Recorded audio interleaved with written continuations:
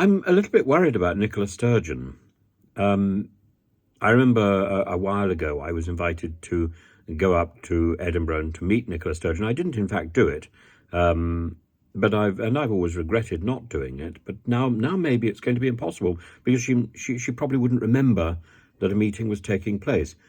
She doesn't remember, or she doesn't know about the drop in numbers of the SMP. Surely she lives with her husband. Surely her husband is the person who monitors that. Surely it must have come up at some point over breakfast or dinner, or at some point when they meet each other in the house. Surely that was one of the issues that would come up, or ought to come up in a meeting once every month or once every 2 months. Surely it's something that they would discuss.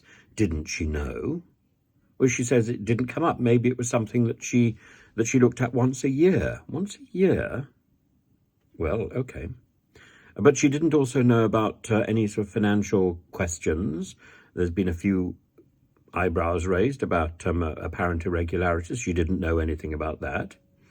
And she doesn't know, she was asked whether or not she was being, whether or not she would be investigated by the police, or whether she would be asked, or whether she and her husband would be asked to give information to the police about the financial issues, but she doesn't know anything about that either.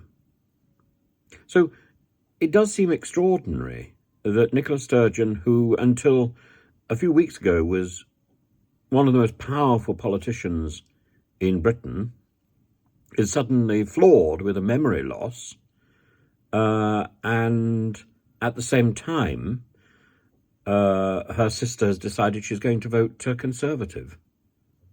It's quite extraordinary. What's gone wrong with her family?